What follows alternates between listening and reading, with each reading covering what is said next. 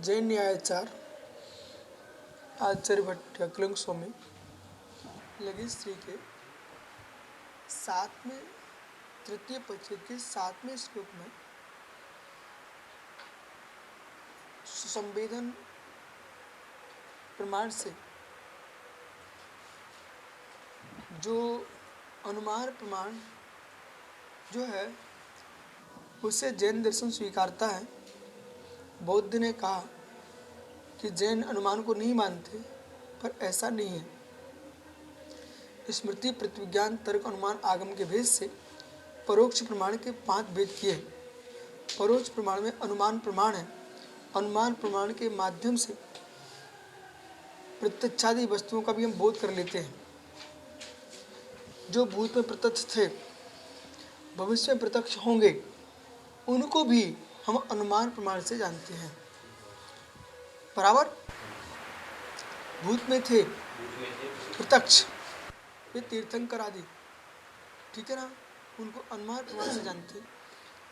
जो दूर प्रकृष्टवर्ती है, सूक्ष्म प्रकृष्टवृष्टि है, तो सुशांत दूराता प्रकृष्ट आकाश अनुमित रघुनाथ सर्वज्ञ संस्थि, तो परमाणु को भी हम अनुमान प्रमाण से जानते हैं। परमाणु को भी हम अनुमान प्रमाण से जानते हैं। और जो महास्कंद है, जो आज तुम्हारे यहाँ सामने नहीं है, पर है सुमेरु आदि पर्वत आपने नहीं देखे ना, उनको भी आप अनुमान प्रमाण से जानते हो।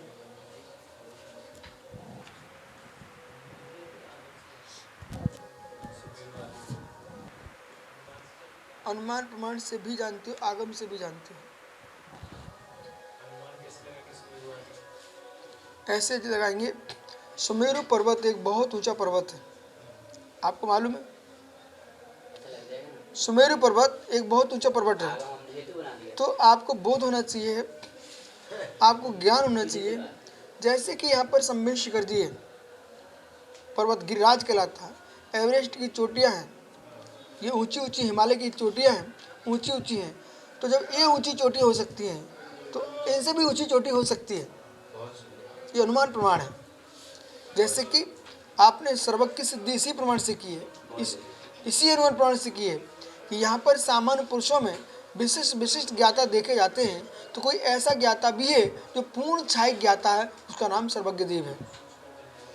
बराबर, ऐसे अनुमान प्रमाण लगेंगे।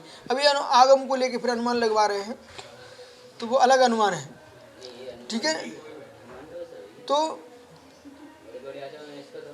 किसका किसका तो भूत में बोल रहा हूँ। अब सुनिए, तो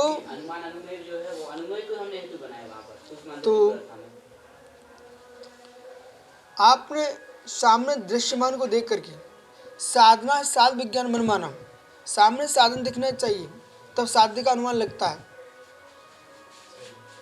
फिर समझ में आ रहा है कि नहीं? सामने साधन दिखना चाहिए, फिर अनुमान प्रमाण लगेगा, है? हाँ। अब यदि आपको आगम अनुमान प्रमाण बनाना है, आगम अनुमान प्रमाण बनाओगे, तो फिर आगम में अनुमान में अंतर क्या होगा? इसलिए आगम अलग है, अनुमान अलग है। अलग कीजिए पहले, अनुमान अलग है, आगम अलग है। आगम में अनुमान प्रमाण की व्याख्या है, वो भी आगम है। यदि हम आगम के हेतु बनाते हैं, आगम के हेतु बनाते हैं, और आगम को हेतु बनाते हैं, तो आगम को हेतु क्या बना रहे हो? क्योंकि आगम में लिखा है। अब आगम को हेतु कैसे बना, पहले सुनिए भाई, ये डायरेक्ट आगम को हेतु बनाएंगे तो बन ही नहीं पाएगा। ये संवेदनशील इलाका है, दोनों इलाका संवेदनशील, इसलिए उनको विशेष बताना पड़ता है। तो क्या नहीं, ये सब वक्ता बन के बाहर जाने वाले लोग हैं, और यदि इनको उल्टा सीधा हो गया ना, तो गड़बड़ हो जाएगा। आपको बोध होना चाहिए, आप अनुमान प्रमाण आगम कैसे बनाएंगे, आगम से अनुमान हेतु कैसे बनाएंगे? ऐसे बनाएंगे, ऐसे बनाएंगे कि किसी ने कहा हमारे ग्रंथों में ऐसा लिखा है, हमारे ग्रंथ आप अपने ग्रंथों के हेतु बना रहे हो, तो जब तुम्हारे ग्रंथ हेतु बन सकते हैं तो हमारे ग्रंथ भी हेतु बन सकते हैं। समझ में आ रहा कि नहीं? दूसरे ग्रंथ हेतु बना सकते हो, तो हमने आपके ग्रंथों में आपने हेतु बना लिया है कि हमारे ग्रंथों में ऐसा लिखा, आगम में ऐसा लिखा है, तो पर के आगम प्रमाणित हो सकते हैं। तो भाई आपके आगम का ज्ञाता कौन है? दिखा आपने उसको? बोले नहीं देखा। तो जब तुमने नहीं देखा तो हमने भी नहीं देखा। तुम्हारे सिद्ध हो, हमारे सिद्ध हो सकते हैं, विकल्प सिद्ध भी हो सकते हैं। क्या होगा? विकल्प सिद्ध भी हो सकता। समझ रहा है नहीं? विकल्प सिद्ध में जाएगा, न कि सीधा अनुमान में जाएगा, विकल्प सिद्ध में जाएगा। तुम सीधा अनुमान में लेके जाओगे तो पहले हमको साधन साध्य का ज्ञान कराना पड़ेगा।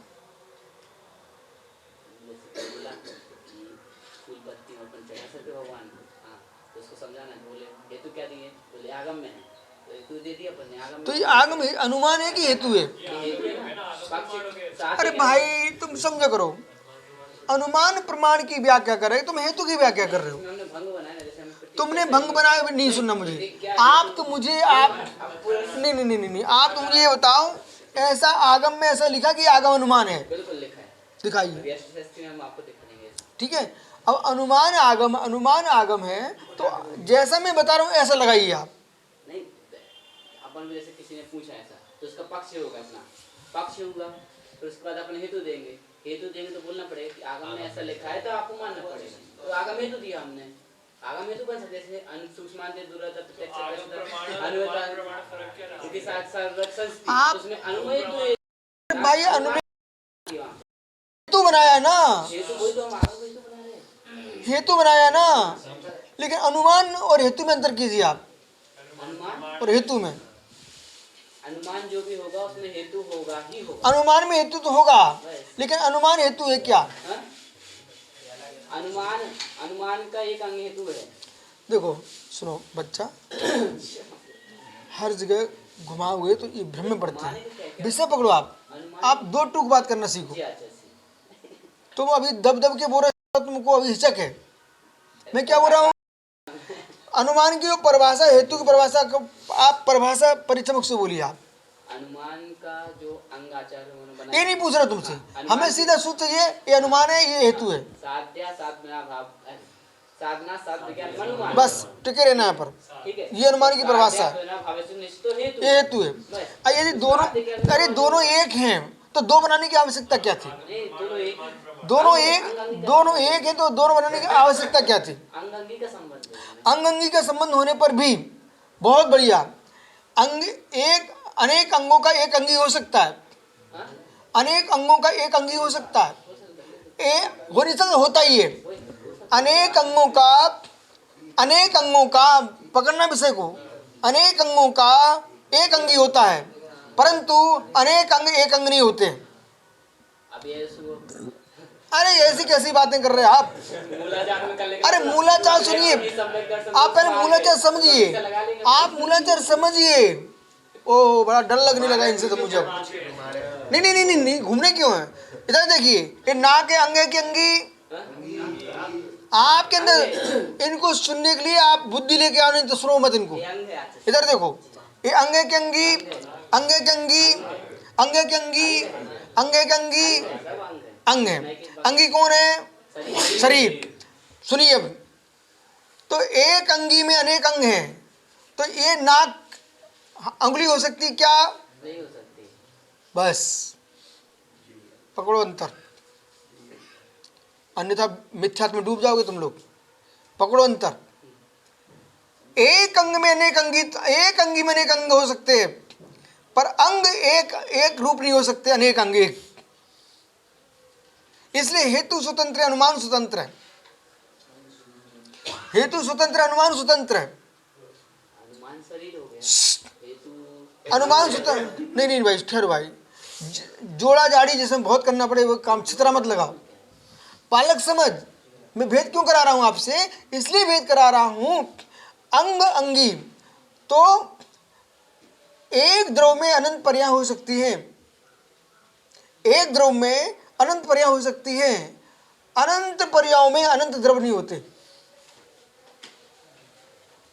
एक द्रव में अनंत पर्याय हो सकती कि नहीं होंगी, लेकिन अनंत पर्यायों में एक द्रव होगा क्या? अनंत द्रव्यों में, अनंत पर्यायों में, अनंत पर्यायों में, अनंत पर्यायों में अनंत द्रव होंगे क्या? नहीं होंगे ना। बहुत बढ़िया। साधना साध विज्ञानम अनुमानम, साधन से साध्य का ज्ञान अनुमान है। हम साध्य को देखेंगे, साधन को देखेंगे। हेतु क्या हो रहा भैया? हेतु साधन, साधन ठीक है, अब सुनिए। साध्य नित्य निश्चित हेतु, जो साध्य के अभिनव भाई भूत है उसका नाम हेतु है। कोई साधन है। समझो ना, उसका नाम हेतु है। हेतु में अनुमान होना कोई नियत नहीं है। बोलो कुछ। हेतु नहीं बनेगा कभी। हेतु में अनुमान होना नियत नहीं है, अनुमान में हेतु होना नियत है। नहीं, हेतु तभी बनेगा। अरे भाई समझो ना, सीधे सीधे बोलो ना। साध्य बिना अभाव तो निश्चित हेतु तो साध्य का बिना भाव नहीं। अभिनव भाव। सीधी सी बात है। तो अनुमान का यहाँ पर। साध्य जब भी बनेगा तो साध्य खड़ा होगा। अरे भाई प्रयोग होता है अनुमान में, एक अंग है, अनुमान का एक अंग है हेतु। हाँ तो वो तो वही तो हम बोल रहे हैं। तो जरूरी नहीं है कि हेतु है तो अनुमान लग गया पूरा। हेतु, अरे मैं तेरे नहीं पूछ रहा हूँ, नहीं आप नहीं। अनुमान में देखो, इधर देखो मेरी तरफ। अनुमान में साध्य दिखाई नहीं देता। इनको प्रश्न करने दो, अपन को विषय मिल रहा है। अनुमान में साध्य दिखाई नहीं देता। अनुमान में साध्य दिखाई नहीं देता। बोलो ईमानदारी से, अनुमान में साध्य दिखाई नहीं देता। बोलो। जिसे हम जानना चाह रहे हो अनुमान में दिखाई नहीं देता, इसलिए अनुमान लगाया गया। दिख ही जाएगा तो अनुमान क्यों लगाएंगे? प्रत्यक्ष में नहीं दिख रहा है साध्य। अरे यार, अनुमान में नहीं दिख रहा है। इनके जाल में मत फंसना। अनुमान में, अरे आप भी उनकी बातों में मत आइए। अनुमान में साध्य प्रत्यक्ष दिखता नहीं, तो आपको विवेक लगाना चाहिए। आओ बच्चा तुमको घुमा रहा है, आप विकल्प मत दो। साध्य में छोड़ो, कैंसिल करो इन लोगों को। साध्य में, अनुमान में साध्य दिखाई नहीं देता। आप विषय पकड़ो, आप मेरी तरफ देखो, आप अपनी बुद्धियों के किनारे अभी रख लीजिए। अनुमान में साध्य दिखाई नहीं देता। इस साध्य दिखाई दे ही जाएगा, अनुमान लगाऊंगा क्यों? अनुमान में साध्य दिखाई नहीं देता। साध्य कौन है? प्रत्यक्ष। प्रत्यक्ष कौन है? साध्य। क्योंकि मुझे पानी चाहिए, प्यास लगी, पानी चाहिए, प्यास लगी, पानी चाहिए, प्यास लगी, लेकिन कहीं दिख ही नहीं रहा है, कहीं दिख ही नहीं रहा।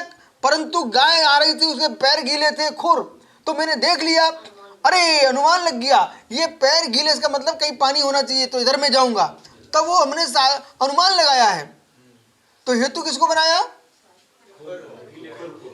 गीले पानी को। अनुमान प्रमाण में हेतु, समझ ना, अनुमान में हेतु लगता है, लेकिन हेतु में अनुमान हो, हेतु में अनुमान हो, ये जरूरी है? हेतु में अनुमान हो नहीं। आप पहले समझिए, अंदर साइलेंट हो तो रहने दो, परंतु अनुमान में हेतु होता है। ठीक है, अब सुनिए, हेतु क्या हो रहा है? साध्य बिना निश्चित हेतु, साधना भावे निश्चित हेतु। जो साध्य के अभिनव भावी भूत होना, जो उसका नाम हेतु है। बोले कैसे? उदाहरण दो।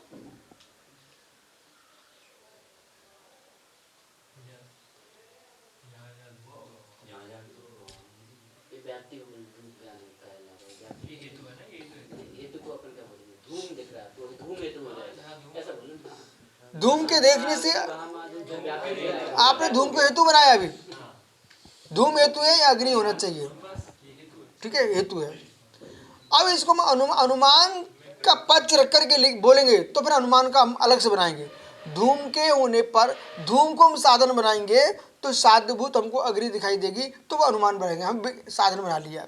लेकिन सीधे बोलने के लिए आपको अंतर करना पड़ेगा। हाँ, धूम बोलो तो कोई दिक्कत नहीं, लेकिन धूम हेतु रूप बनाओगे तो फिर साध भी खड़ा होगा, फिर ठीक है। अनुमान भी खड़ा हो जाएगा फिर। तो आप पहले से हेतु बना लीजिए, हेतु के बाद तुम साधन बनाओ, साध्य बनाओ, फिर बनता रहेगा। लेकिन आप सीधे हेतु को अनुमान को एक बोल रहे हो, ये बिल्कुल गलत है। अंग और अंगी का संबंध इसमें, अंग अंगी के संबंध है ना, तो मैंने क्या बोला, अंग अंगी के संबंध होने पर ही नियतता नहीं बन सकती है, क्योंकि वो अलग से अंग, आपको अलग अंग का नियत नाम लेना पड़ेगा, अंग का नियत नाम लेना पड़ेगा, अन्यथा नाक और कान एक हो जाएगा। चेहरा बनाने से कुछ नहीं होता।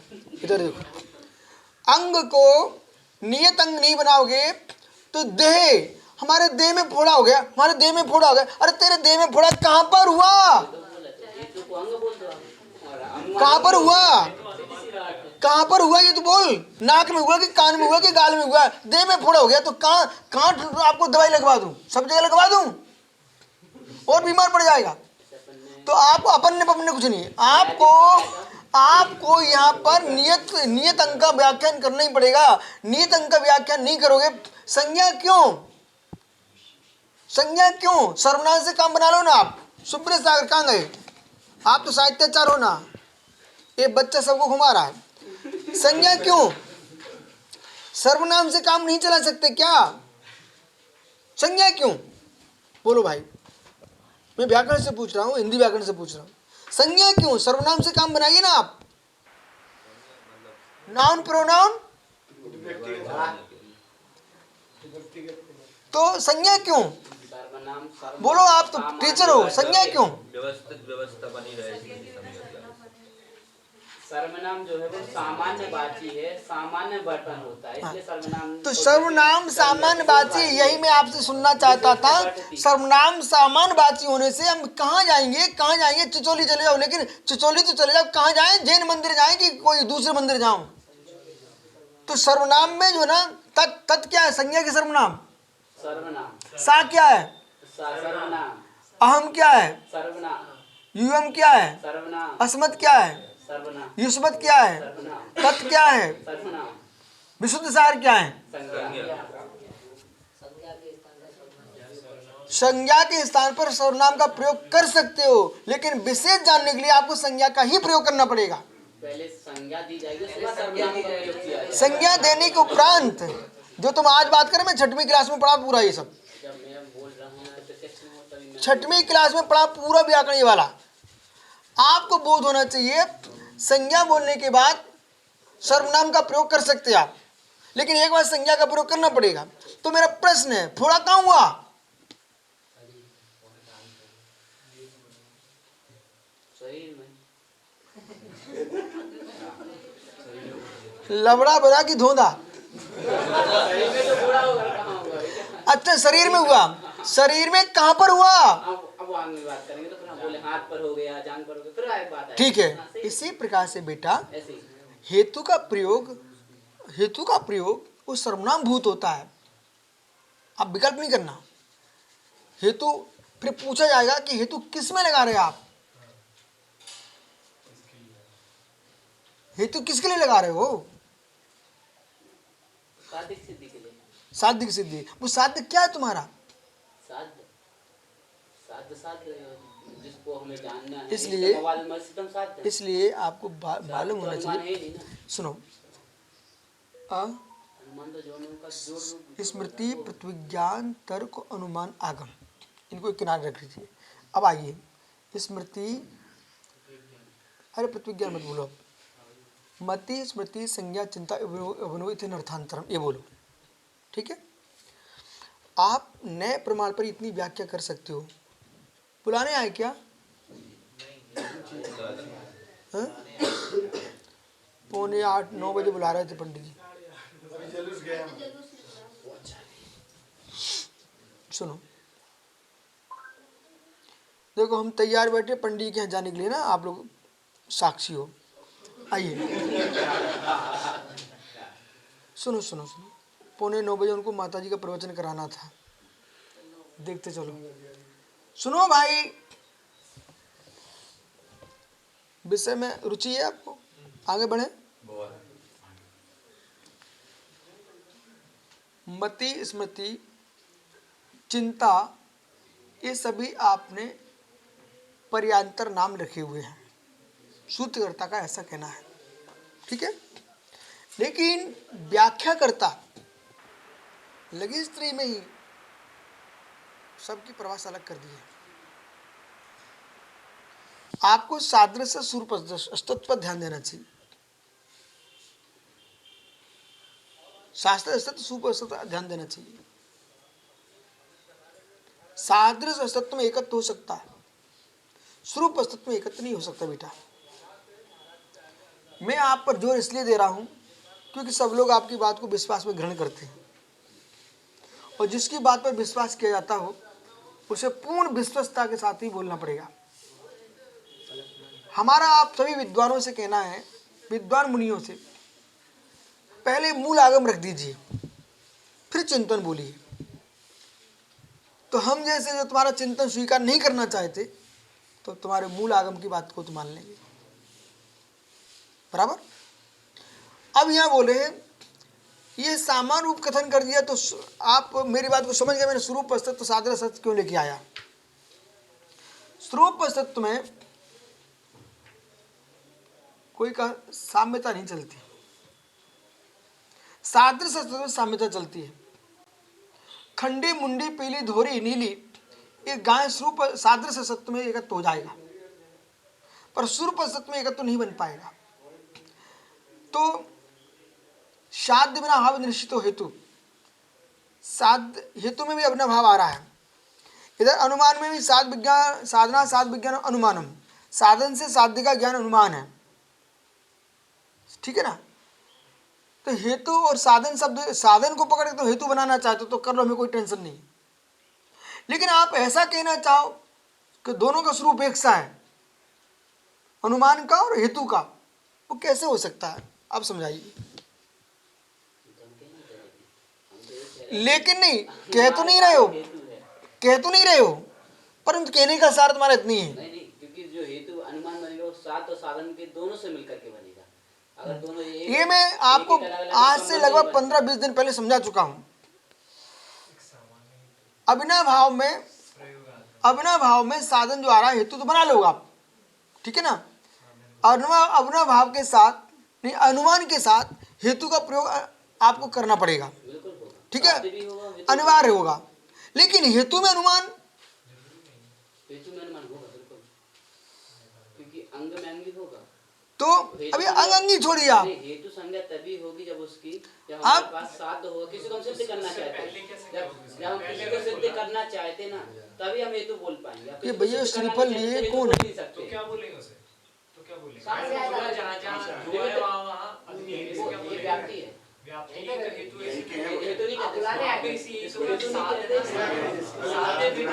अरे भाई समझो करो, सामने ओ भाई, सामने कैमरा रखा हुआ, खिचड़ी नहीं बनानी, पहले ध्यान दो। आप पहले भेद करो, हेतु अलग है, अनुमान अलग है, बिल्कुल अलग है। संज्ञा लक्षण प्रयोजन की अपेक्षा से और अंगांगी संबंध की अपेक्षा से अलग अलग ही है। बस घुमाने की जरूरत नहीं है, पहले स्पष्ट बोलो।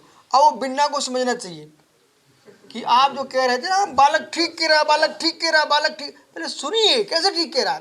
हम तुरंत प्रभावित होने वाले आदमी नहीं है। बोले आप घुमा रहे, आप घुमा रहे, अरे मेन अभी ठहरो ना।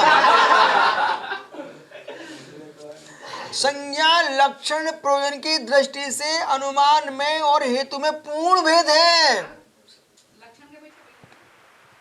और प्रयोजन से भी भेद है, भेद है।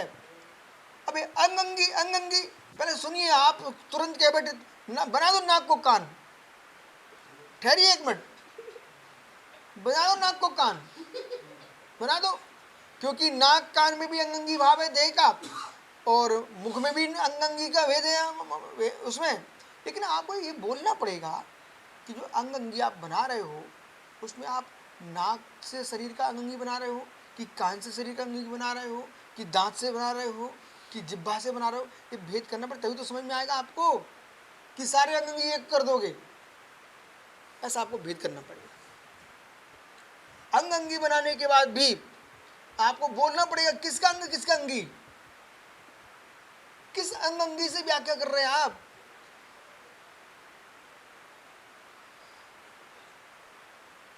किस अंग अंगी से व्याख्या कर रहे हैं आप।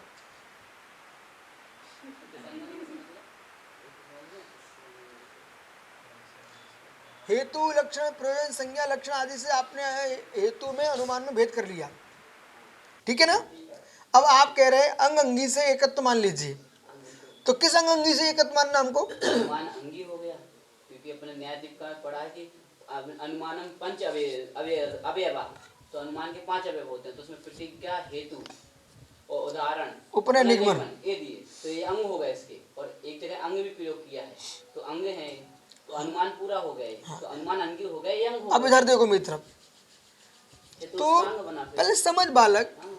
अब अंग अंगी जो है ना, ये अनुमान के अंग अंगी है कि विषय के अंग अंगी है। अनुमान के अंग अंगी। समझते हैं ना कैसे आदमी अंदर अपनी बात रखे रहता है। एक सज्जन 5 साल वाले बकरे कि एक त्यागी जी थे, सो महाराज लोग बैठे बेचारे ऐसे ही, उनने ऐसे पाटे लगाए आचार्य जैसे, और पाटा नीचे लगा करके वो बैठ गए। उनके भैया मुनिराज बैठे हुए, आप ध्यान दो जरा। सो वे बोले मैं विशेष साधक हूँ। अपनी विशेष साधक तो हो, वो अपने लिए हो, न कि मुनियों की अभ्रय के लिए हो। कोई ब्रह्मचारी मेरे संग में आए, कहे मैं चटाई का त्याग करता हूँ, मेरे कोई साधना नहीं कराना मुझे। तुम चटाई का त्याग कर दोगे, महाराज चटाई पे बैठेंगे, तुम पाटे पे बैठोगे। तो साधना भी आचार्य को, उनकी साधना की ऊंचाइयाँ भी हमको विवेक पूर्वक कराना पड़ती हैं। आप लोग सब सीख रहे हैं ध्यान से। नहीं भावुकता में तो बहुत अच्छा ब्रह्मचारी, बहुत अच्छा ब्रह्मचारी चटाई का त्याग कर रहा है, लेकिन बाद में फिर आगे तो सोचो, साथ में विहार करेगा, आचार्य जमीन पे बैठेंगे, उसको पाटे बिठाना पड़ेगा क्योंकि उसने त्याग किया बेचारे। ठीक है, तो उनने क्या किया माता जी, बोले मैं चटाई नहीं लूँगा। हमने चटाई नहीं लेगा, अच्छी बात है। अब मैं पहले समझ नहीं पाया, बाद में उस कमरे से मैं एक दिन निकला, उनके बड़े बड़े ब्रह्मचारी बेचारे जमीन में पड़े, वे बहुत ऊंचा पाटा लगाए बैठे। तब जो बड़े थे ना बेटा, वे इतना चेहरा छोटा किए बैठे।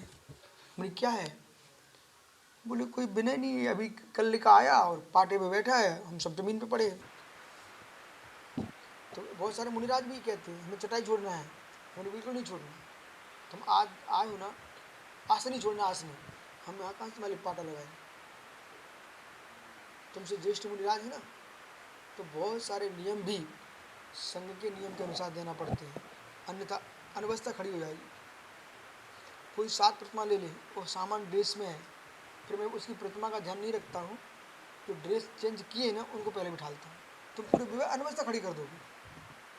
नहीं बीच में उसको घुसाओ ना, समझ रहे ना बेटा, बीच में उसको बिठाओ और फिर ड्रेस चेंज वाले को बिठाओ, शोभा ही नहीं देता। उसको ये नहीं मानना चाहिए कि हमारी भैया हमारी 7 प्रतिमा तो हम बड़े हो गए, नहीं, व्यवस्था को ध्यान दो, अनवस्था कांड में नहीं डालने का। आओ विषय अनुमान प्रमाण, अनुमान प्रमाण। देखो ज्ञानी, देखो ज्ञानी, लिखा हुआ शब्द अल्प होता है, जितना तुम्हारे विचारों में आता है उतना लिख सकते हैं क्या, और जितना लिखा है उतना बोल सकते क्या, नहीं बोल पाओगे। ठीक है, लेकिन लिखे हुए से, बोले हुए से यदि तुम प्रज्ञावंत हो, मेधावी हो, तुम्हारा सोच बहुत ऊंचा हो सकता है। निर्णय सोच से होते हैं, निर्णय ज्ञान से होते हैं। सुब्रत सागरी महात्मा माता जी सुनो, निर्णय ज्ञान से होते हैं, ज्ञों से नहीं होते हैं। बोलो कुछ। क्योंकि बहन इतनी प्रभावित हो चुकी है बालक से कि ये आप घुमा रहे हो, ठहरो। तो मतलब निर्णय ज्ञान से होता है, ज्ञेय से होता है। मेरा उत्तर दो, आप लोग सभी मिलके दे सकते हो।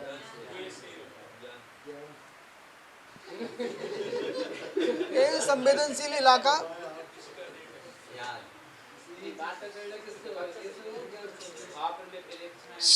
ठहरिए ठहरिए,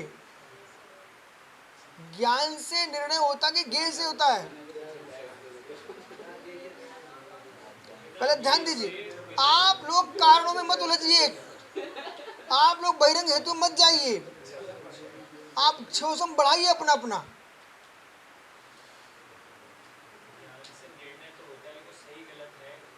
कहीं ऐसा तो नहीं अपन उन्हीं के इंतजार में बैठे हुए अपनी इंतजारी कर रहे हो। जाओ डॉक्टर साहब पंडाल घूम के आओ।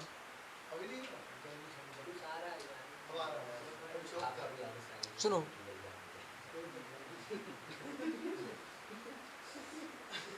आवाज पंडाल की आ रही हो तो मतलब आप हिलोगे नहीं। सुनो, निर्णय करो। आप सबके शब्द ज्ञों में उलझ गए हो, और ये ज्ञों में उलझ गए ना, मैं आपको जैन दर्शन को बाहर कर दूंगा। क्योंकि हम लोग जो है ना, प्रकाश से पदार्थ से ज्ञान नहीं उत्पन्न मानते, प्रकाश को पदार्थ को साधन मानते हैं, न कि ज्ञान मानते हैं, साधन मानते हैं। तर्क वाला हेतु और साधन वाला हेतु अलग हेतु होता है, ये सारसो साल को पता करना चाहिए। तर्क वाला हेतु तर्कात्म निर्णय, तर्कात्म निर्णय, शब्दभूत हेतु, अर्थभूत हेतु अंतर होता है। जो बुद्धि में तुम्हारा चल रहा है व्याप्ति ज्ञान मुहा, वो तर्क। हेतु दीजिए, हेतु को भी तर्क भी कहा जाता है। हेतु दीजिए, तर्क दीजिए, हेतु दीजिए, समझते हैं ना? न्याय में हेतु दीजिए, आप हेतु दीजिए, तो शब्द शब्द में हेतु दौड़ रहे हो, बुद्धि से हेतु दौड़ा रहे हो। एक सामने साधन दिखाई दे रहा है प्रत्यक्ष में, वो अनुमान बाहर नहीं दौड़ाता, अनुमान बुद्धि में नहीं चलाता, मात्र बुद्धि में रहता है ज्ञान रूप में। और जो तुमने साधन देखे वे बहिरंग हेतु बनते चले जा रहे हैं। सारा ज्ञान, अनुमान भी ज्ञान है, अनुमान भी ज्ञान है। और ज्ञान को देखेंगे तो हम साधनों को साधन ही मानेंगे, हमारे ज्ञान के भीतर ही निर्णय चल रहा है। निर्णय कौन दे रहा है? गे। निर्णय कौन दे रहा है? गे। निर्णय कौन दे रहा है? गे। यही मुझे सिखाना आप लोगों को। ये जो आप जो पढ़ रहे ना, ये तो बहुत दिन पहले आप बचपनीय ज्ञान प्राप्त कर चुके हो। अब तुमको ध्यान देना है, न बाहर में कोई ज्ञान है, न बाहर में कोई ज्ञ है। पर विज्ञान अद्वैत मत चले जाना। न बाहर में कोई ज्ञ है, न बाहर में कोई ज्ञान है। मेरा ज्ञान ही ज्ञ रूप परिणत होता है, और ज्ञान ही ज्ञान रूप परिणत होता है, और ज्ञान ही सर्व निर्णय देता है। ज्ञ तो तटस्थ हैं, मध्यस्थ हैं, शांत हैं। ऐसे ज्ञों को पता ही नहीं होता मैं ज्ञान कर रहा हूं उसे। ज्ञों को बोध ही नहीं है कि कोई हमसे ज्ञान कर रहा है। इतने लोग बैठे हैं, इनको पता है मैं क्या क्या ज्ञान कर रहा हूं तुमसे। मैं आपको देख करके प्रमेय बना करके मेरा प्रमाण प्रमिति क्रिया करता हुआ निर्णय ले रहा है। इसी से भगवान बनोगे आप, इसी से भगवान होंगे आप। अब बालक इसमें कुछ नहीं बोल सकता, क्योंकि मैंने उसको ऐसे जकड़ लिया अभी इस समय। बोल बेटा, बहिर्ज्ञ तुम्हारे ज्ञान है क्या? किंचित भी नहीं है। अब पक्षधर को पूछना चाहिए कि बहुत तगड़ा पक्ष था। नहीं, हमारा विपक्ष उनका सपक्ष है ना। हमारे विपक्षियों के पक्षधरों से प्रश्न है तो तुम्हारा पक्ष ही शांत हो गया है। इसलिए इसलिए इसलिए इसलिए ज्ञान ज्ञान होना चाहिए। यदि इस क्लास को सुनने वाले शांत बुद्धि सुनेगा, उनको मालूम चलेगा जैन तर्कशास्त्र कितना प्रचंड है, और जिनके चित्त बाहर भागते हैं, आंखें मीच के कहते हैं मैं मन को बस करूं, कोई मन बस करने की जरूरत नहीं है। आपको तर्क विशेष ग्रंथों का अध्ययन करते रहना चाहिए। आपका बुद्धि कहीं भटकेगी नहीं, भ्रमित नहीं होगी, आपका चित्त स्थिर होगा, मन बस्त होगा। इसलिए अष्टसहस्री की रचना की गई है। इसलिए प्रमेय प्रमा, प्रमेय कमल मातंड जैसे न्याय कुंभ जैसे ग्रंथ इसलिए लिखे गए हैं। थोड़ा आगे चलो।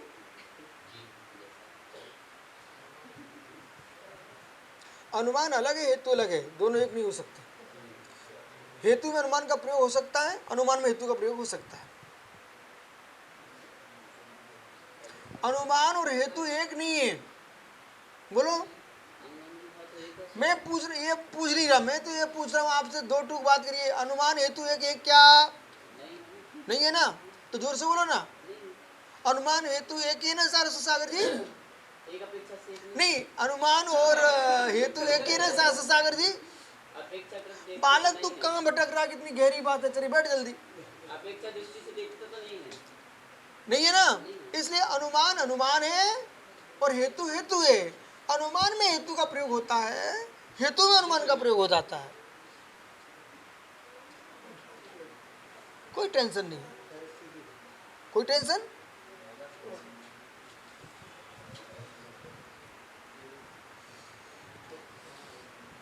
बे कहाँ है संजयेंद्र सागर? क्या यार आदमी है, लेके आ जाओ। उनका कोई अंतरा नहीं, लेके आओ।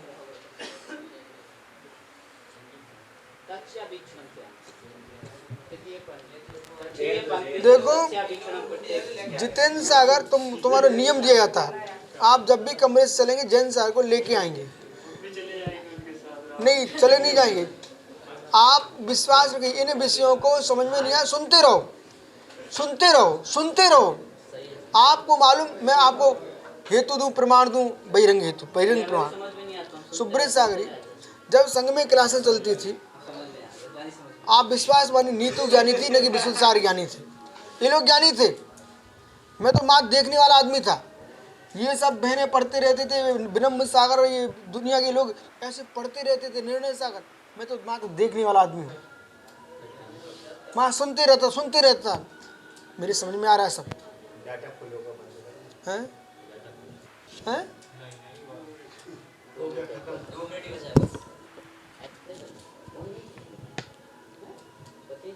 ऐसा कैसे होता बालक? तस्य वीक्षण प्रक्षण उपलब्ध शक्ति, तस्य अवीक्षणम प्रत्यक्ष। और भाई अब सुनो, 2 मिनट की काम चलने दो। तस्य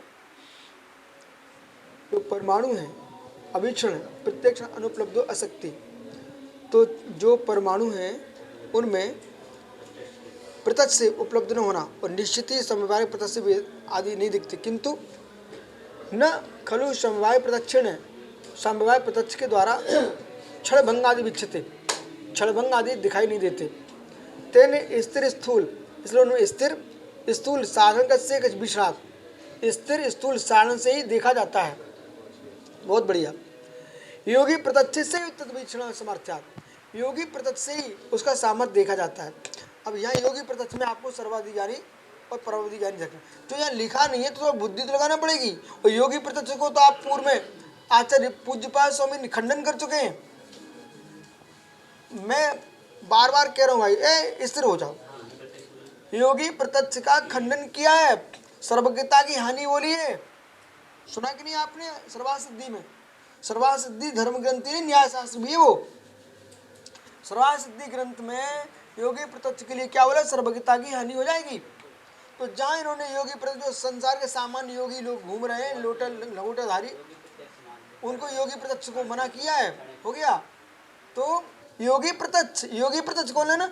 सर्वावधि ज्ञानी परमावधि ज्ञानी के प्रत्यक्ष है परमाणु। दूसरे महायोगी स्नातक योगी केवली भगवंत, उनके प्रत्यक्ष है ये। अब विषय ये बनता है, योगी सब सुनते ये साधु शब्द बोला डमो लो सब उसाऊ। तो जगत के जितने संप्रदाय के लोग बैठे होते हैं वे खुश हो जाते हैं, देखो सब उसाऊ में हमको ले लिया, जबकि वह सब उसाऊ से मतलब 3 कम 9 कोटि मुनिराज है, सामान्य में विशेष है। इसी प्रकार से ज्ञानी योगेंद्र गोचरा, तो ज्ञानी योगेंद्र शब्द का जो प्रयोग किया तो वहां पर आपको बीतरागी श्रवण ग्रहण करना ना, कि जगत के सारे योगी ग्रहण कर लेना। वे पेट पिचका रहे, पेट फुला रहे, नाक फिनका रहे, वे सब योगी बन जाएंगे। तद वृक्षणात् योगी प्रत्यक्ष तद समर्था। हाँ, अभी ये स्पष्ट कह रहे हैं कि परमावधि सर्वावधि यानी आप भी योगी हो, लेकिन आपके प्रत्यक्ष नहीं है विषय, विशेष सामान्य में विशेष खोजना चाहिए। इसी बल पर तुम विजय प्राप्त करनी तो परास्त हो जाओगे, कुछ बचे ही नहीं तुम्हारे पास। प्रज्ञा होना चाहिए निर्णय लेने की, और 24 घंटे स्वाध्याय करना चाहिए। ततस्थ अनुमाने जागृति, ओ बालक ततस्थ अनुमाने जागृति, उससे अनुमान की भी जागृति होती है, अनुमान से जागृत ततस्थ तन्निर्णय सामर्थ्यर्था। इसलिए हम लोग जो कह रहे हैं जो योगी प्रत्यक्ष है शुभ परमाणु आदि के आकार का क्षणिक आदि जानने में अनुमान ही जागता प्रकट होता है, वही उसके निर्णय की सामर्थ्य रखता है। मतलब जैनी लोग अनुमान को प्रमाण मानते हैं। नमो रेणु सौ ये सत्व आदि ना